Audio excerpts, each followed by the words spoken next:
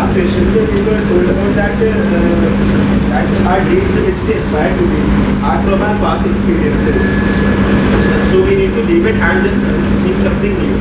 Then how can we think about something that we have not even heard, listened or seen?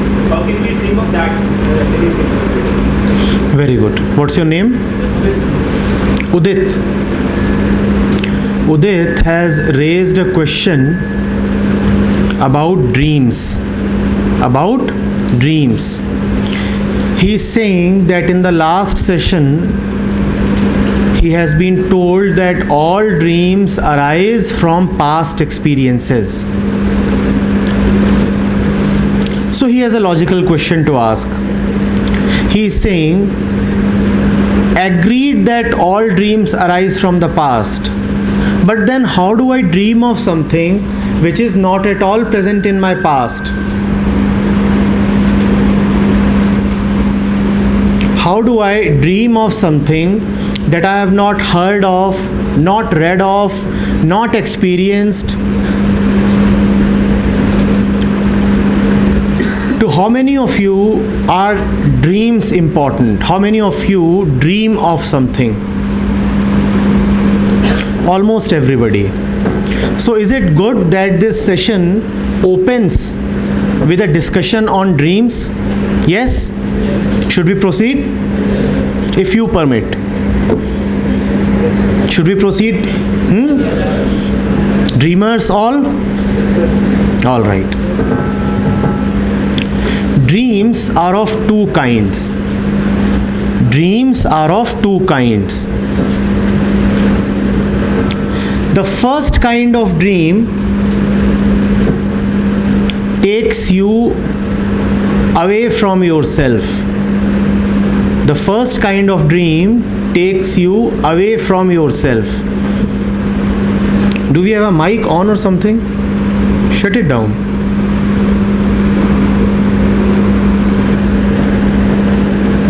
What does it do, the first kind of dream?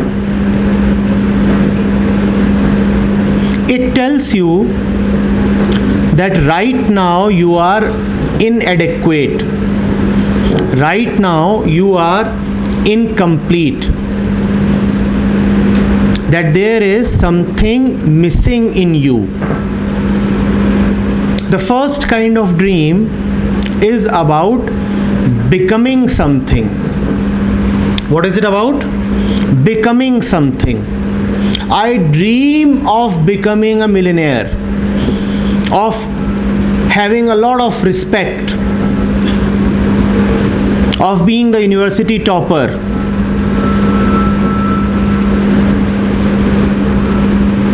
of having a grand mansion for myself. I want to become something. I want to become successful, and that's my dream. This is the first kind of dream. Beneath this dream is an assumption that there is something missing in me right now, and when I'll become something else, then I'll be better off. That right now I am unworthy, incomplete, unsuccessful, and I dream of reaching there. This dream is essentially about becoming somebody else. I'm not happy with what I am. I want to become something else. This is the first kind of dream. Of course, such a dream will arise from the past. Such a dream will arise from the past and will be about the future. Such a dream would invariably say that I want to be successful in the future. Arises from past and wishes for the future. How does it arise from the past? You will not want to become something of which you have no experience. Experience in the sense you have not heard of it, nobody has told you a story about it, you have not seen about it in the movies, you have not read about it, then you will not want to become it. You will not want to become it. So, arises from an influence of the past and creates a wish for the future. This is the first kind of dream. Are we sure we have understood the first kind of dream? Yes? This is the common dream that we all have. This is the common dream that we all nurture, arising from the past and wishing for the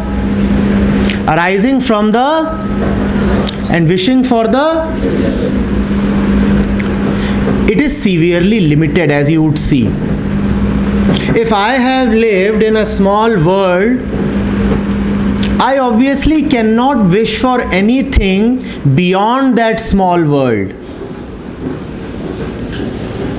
If I have had limited experiences, I cannot want to become anything beyond those experiences. Are you getting it? Yes? The frog in the well, even if he dreams big, what will he dream of? What will he dream of? What is the maximum he can dream of?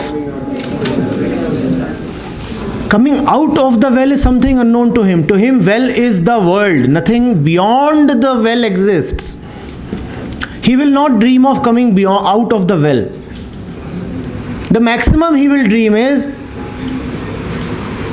I'll make a long jump inside the well. Now inside the well, how long a jump can you make? Will the frog in the well ever dream of the ocean? Will the frog in the well ever dream of the ocean? When you were kids, 5-year-old, 10-year-old, what were you dreaming of? You were dreaming of those limited things that you had come across. Somebody would have wanted to become an astronaut, somebody a police officer, somebody a fighter pilot, somebody a teacher, somebody a Barbie doll, somebody a Superman, and that's it. Because you do not know anything beyond that, so you cannot dream of anything beyond that. Is that clear? Very clear? Today, as I mentioned that 5-year-old or 10-year-old who wanted to become a Barbie doll or a Superman, I heard many of you giggle, laugh. Why are you laughing? It's the dream of the 5-year-old and he is very serious about it, just as you have dreams. He was very serious about becoming Superman. His mind was limited. What makes you think that your mind is not limited? And if you tell him that his mind is limited, he will be as unwilling to believe as you might be. Many of you would be unwilling to believe that our minds are limited and that our dreams are shaped by our limited experiences. You'd be unwilling to believe that. It's a humbling experience, you know. Similarly, that 5-year-old would be very unwilling to believe that the world is beyond Superman. He'll say, no, I have decided becoming the Superman is my dream and I want to chase my dream. And today you laugh at his dream. And why should somebody else then not laugh at your dreams? Because your dreams are only as big as your experiences, and your experiences are always limited. They are limited today, they'll be limited tomorrow, they'll be limited when you are 80 years of age. This is the first kind of dream. Coming from your limited experiences of the past and wishing for the Also remember that in the first kind of dream, there is past and there is future, but something is missing. What is that? The present. When you are really in the present, will you have space for the past or the future? Anybody here who would say that he or she has been listening attentively even for a few minutes? Anybody here who would say that yes, at least for 2 minutes I have listened attentively? Many hands. When you are present, when you are present and listening and immersed, are you still thinking of the past or are you still dreaming of the future? In the moments when you are present and listening deeply, are you still thinking of the past or dreaming of the future? Are you? Now this is something very significant about this first type of dream. It arises only when you are not present in the future. The one who is joyfully immersed in the present will have no time or space to dream. You dream only when you are suffering. You dream only when you are inattentive. When you are wrapped in attention, then there is no question of dreaming. When you are with a problem of mathematics, deeply engrossed in it, are you still dreaming of something? When you are deeply immersed in a problem of mathematics, are you still dreaming? Dreaming happens only when the mind is wandering, only when the mind is not there in the present. Are you getting it? As we said, this is a significant feature of the first kind of dream. Arises from past, wishes for the future, is limited by the experiences of the past, and happens only when one is not attentive. Happens only when one is not attentive. Now there is a second kind of dream. I know you have been waiting to hear about it. Have you been? But then most of us have nothing to do with the second kind of dream. We all are dreamers of the first kind. And dreams of the first kind are just suffering. Because I cannot be attentive in the present, so what do? I conveniently start dreaming of the future. The second kind of dream. Ultimately, let's come to it. The first dream was about becoming somebody else, right? The second dream is about coming back to what you are. The first kind of dream is about going away from yourself, becoming somebody.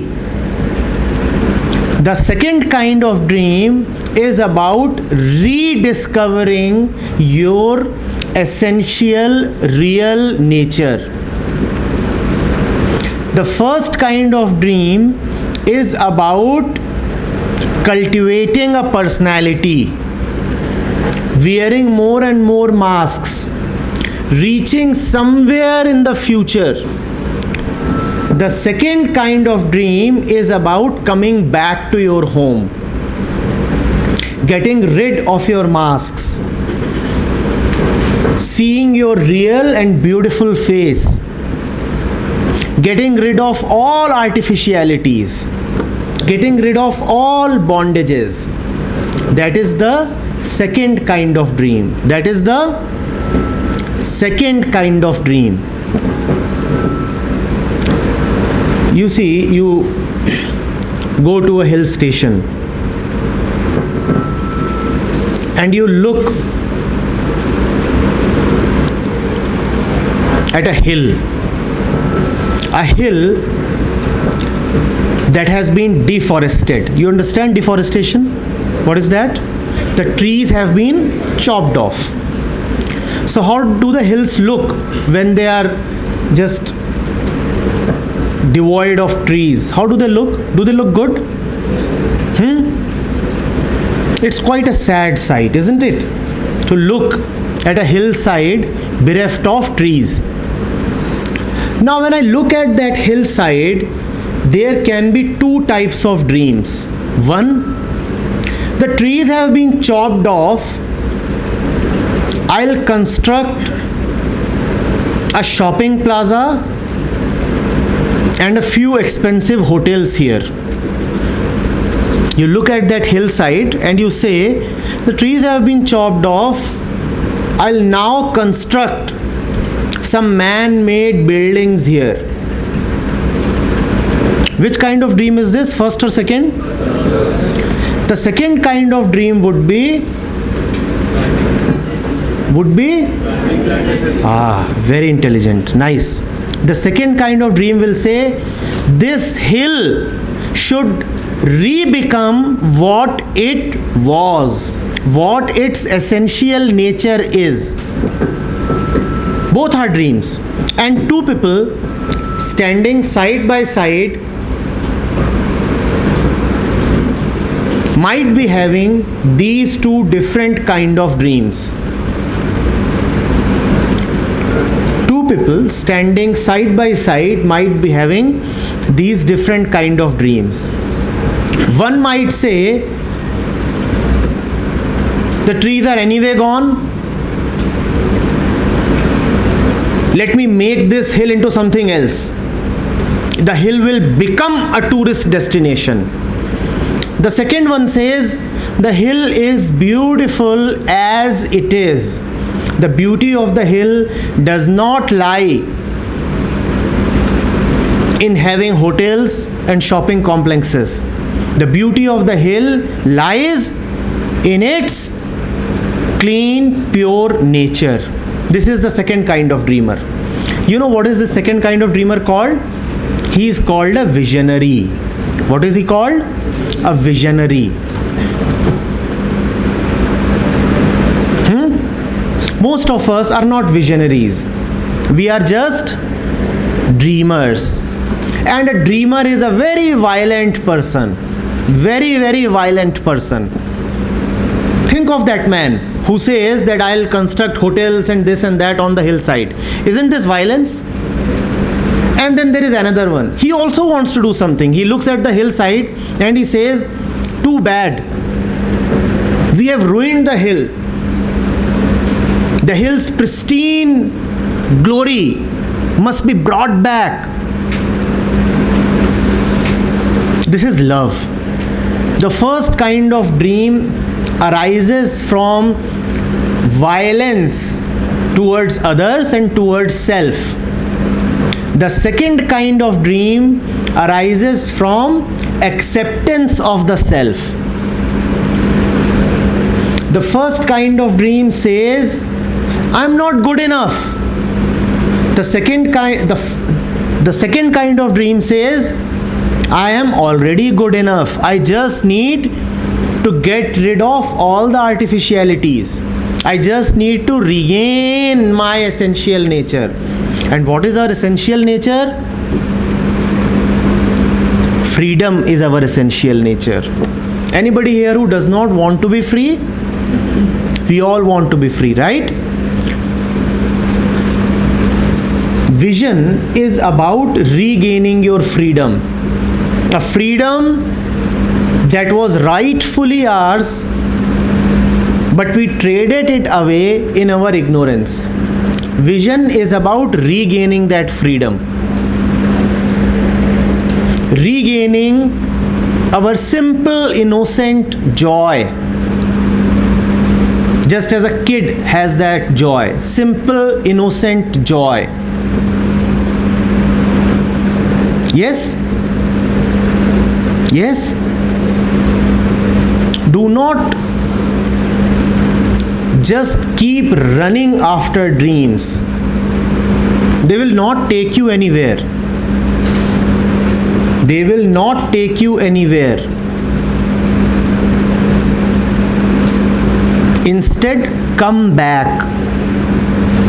Already you have gathered so much fakeness, get rid of that. Beyond the gloss. Beyond the gloss. Get rid of that fakeness. This is vision. This is vision. That is real success. That is real enjoyment. That is real confidence. I do not need to fake. I am already good enough. What is this? Real confidence. And I need to put up a lot of makeup. And why do I need to apply a lot of makeup? Because I think I am ugly. Do you think there is any confidence in this? I am already good enough. I have a beautiful mind. Let nobody tell me that there is something wrong with me. The only thing that can be wrong with me is my ignorance, that I may not know that I am good. The only thing that can possibly go wrong with me is that I may not know that I am good. The visionary knows I am already very, very good. All of you are already very, very good. Each one of you is not just all right, you are superb. But you have forgotten it. You have started thinking that there is something missing in you. There are so many voices, family, society, education, media, friends, who have constantly told you that there is something wrong with you. Yes, aren't there these voices who keep on telling us that there is something wrong with us? And the only mistake we have done is that we have believed those voices. Most of us in some way suffer from an inferiority complex, in some way or the other. You see, you cannot dream without having an inferiority complex. Isn't that obvious? Only the one who feels inferior dreams. The one who feels alright says, I am alright. Why do I need to dream? I don't need to dream.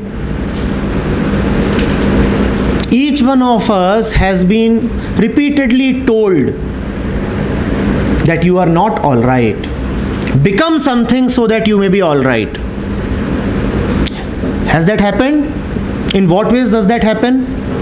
You are good only if you secure X percentage of marks. You are good only if you study in a particular institution. If you don't clear the entrance, you are unworthy.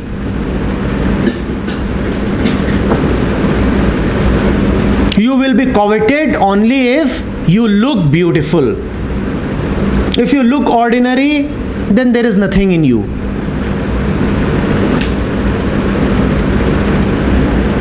You must earn a certain amount of money, and if you don't earn that, you are nobody. All these are very dangerous voices, and in our ignorance we have believed them. Let nobody tell you that there is something wrong with you.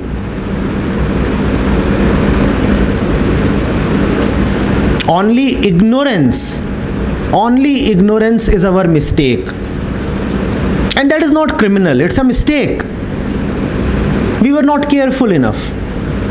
We just believed.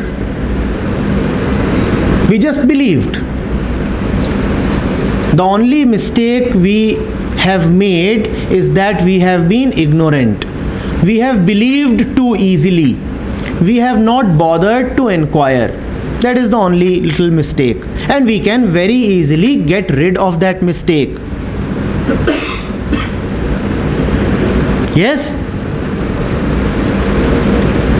Take this as a clear understanding.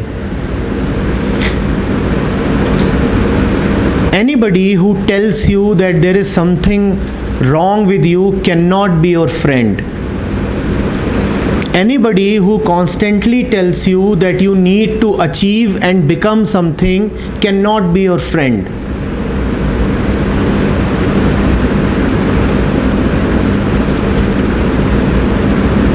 Your real friend is one who says you are all right and now do whatever you want to do. You succeed, good. You do not succeed, again good. Do whatever you are doing with full immersion in the present.